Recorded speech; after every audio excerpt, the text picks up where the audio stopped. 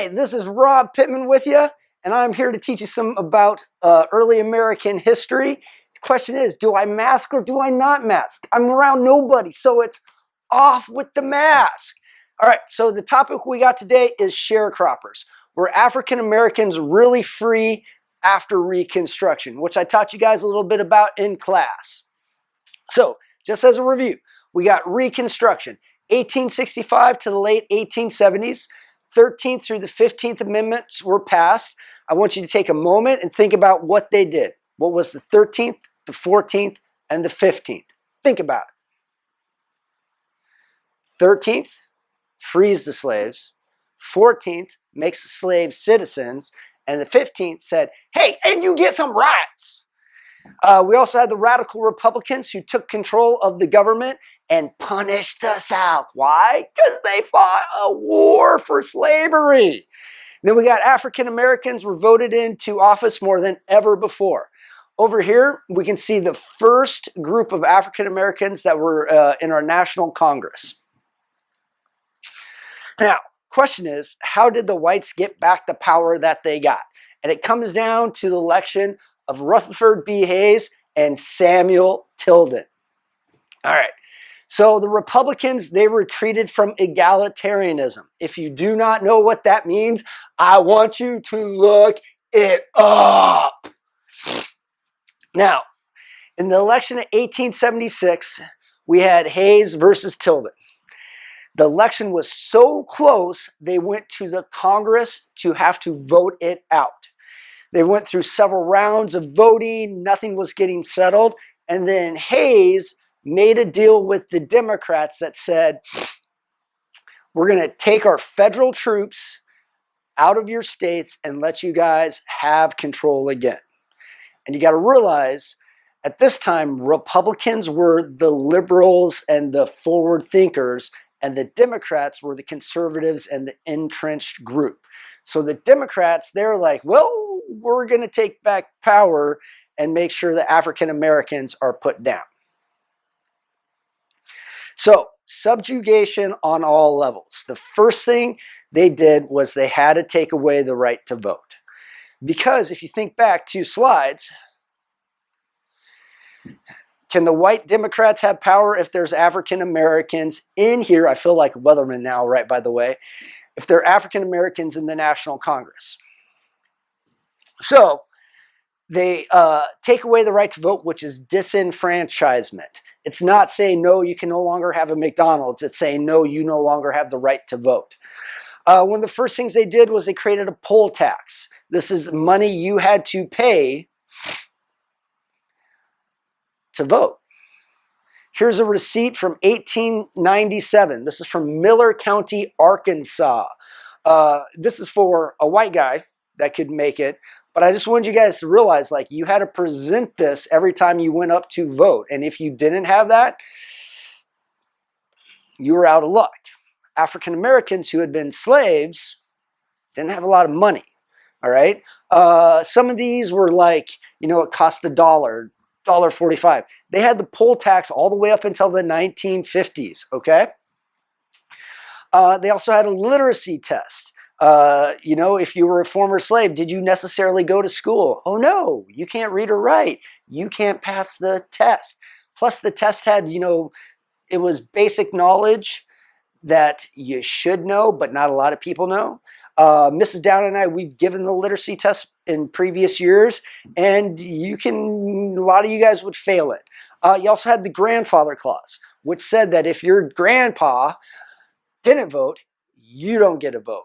So if we're talking about the 1890s and you're an African American from, say, you know, Crystal Springs, Mississippi, would you have the right to vote? No. Why? Because your grandfather probably didn't have the right to vote. Now, let's say you were the great-great-grandson of somebody, but your grandfather didn't have the right to vote. Why? Because his grandfather did not have the right to vote. Just as an example, from after Reconstruction, where all African Americans got to vote, by 1900, there were places where only 0.5% of African Americans were voting. Now, fear and segregation. One of the easiest ways to instill fear is the Ku Klux Klan. One year, I'm going to be proud to say, you know what? The Klan's no longer. But it hasn't happened yet. We've had it in Charles City, man. I had a student whose dad was the grand wizard for our area at one point in my first like 4 or 5 years of teaching. These guys were created to terrorize non-white Christian people. Here's an example. Classically, they're seen as being like, oh, against African Americans. Let's also not forget, we're talking about Catholics, Jewish people. I don't know about Jehovah's Witnesses. I was just going to say Jehovah's Witnesses. Anybody like them, they don't like at all. And they all come up in American history repeatedly. We'll talk about them more in the 1920s. One of the big things they did was the Jim Crow laws. These are sets of laws in the South that are created to separate the races, South and North.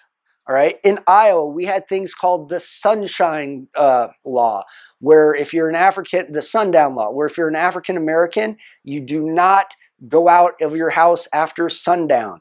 You couldn't group together. This is also the idea of like separating different facilities, lunch counters, drinking fountains, all of those things. And then most, of course, schools.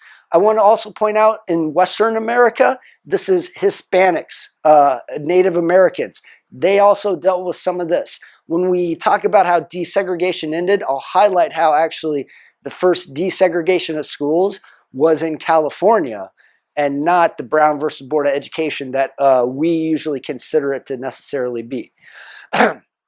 There's one Supreme Court case I want you guys to know. Plessy versus Ferguson. All right?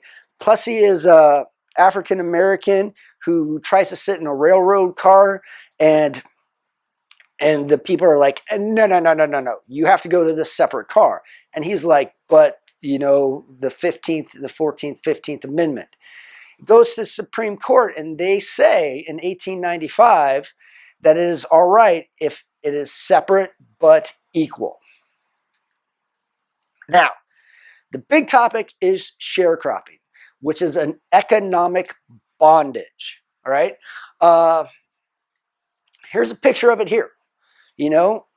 Take a moment, look at it, and ask yourself this: is this image similar to what slavery would have been? Pause. I'll observe it with you. Think about what we see. We have two people on horses there. They kind of look like the white guys. We have African Americans who are clearly working in a field, being overseen by the white guy. How'd sharecropping work? Land owned by former plantation owners. African Americans, they need to rent the land because they don't own it. They need seed. They need equipment from the landowners. So they say, hey, can I go in debt to get this stuff from you? The plantation owner says, sure, man. You just got to pay me with the crop you produce. Now, we're in a farming area. We know stuff happens. This weekend we had a huge storm that knocked down fields of corn. So you don't always get the best crop. And how it works is as you incur debt, you have to give more crops to that owner of the land. And it just keeps going and going and going and going and going and going and going and going and going. So you're always in debt to them and beholden to that former plantation owner.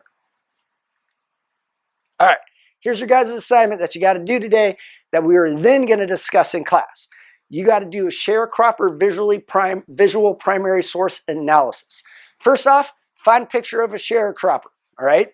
You're going to want to search by state. You're going to want to search by, the word sharecroppers. If you just look up farmers in like Kentucky, you're not going to necessarily get it. And roughly the dates are like 1880s to the 1930s, all right? I want you to go to the website that is from and make sure you have African Americans. All right. During the Great Depression, we had some like tenant farmers going on and stuff that is quasi sharecropper, but not like the actual topic I'm talking about. Download the picture, and then you got to paste it into the Google document I've highlighted. If you click right there, there is said Google document. And then you got to follow the directions on the Google document. I'm going to walk you through an example right now. Bam! All right, so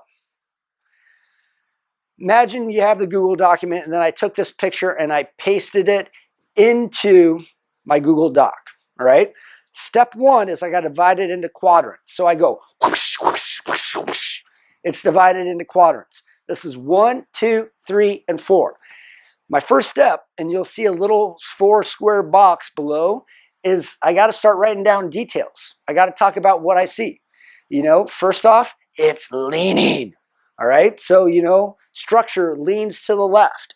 I can talk about the quality of the woods, the wood, the shingles on it. You know, how the size of it can also be talked in. About how the yard doesn't look like there's really anything there in this side. I'd highlight these plants here.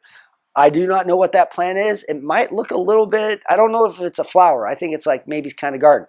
How there's a little bit of a fence in the back. I can talk about the quality of clothes that this lady has. You know, I'll look down here and see how the house is built up so that, you know, termites can't necessarily get to it. I'll highlight all of that. And then I'm going to answer this question. What was the life of a sharecropper like? How does it compare to slavery? It might be a while since you've studied slavery. I want you guys to keep that in mind. So does that mean you might have to go and look up what it's like to be on a plantation as a slave? Yeah, you just might. All right? It's called how you get educated. You might have to do some extra work. So make sure you guys do that. You know, you could also watch like a video on YouTube and get in like 10 minutes too. I think it's pretty self-explanatory. If you have problems or issues, you know, like send me an email and I'll get back to you and all those different things. Realize this is the first time you're also doing it too. So make sure you get the primary source. Make sure you source it by going to the website and reading about it and looking at where they got it from. Make sure you divide it into quadrants. Make sure you write down the details you see. Be specific. And then last, answer this question. Hope you guys enjoyed your quick lesson.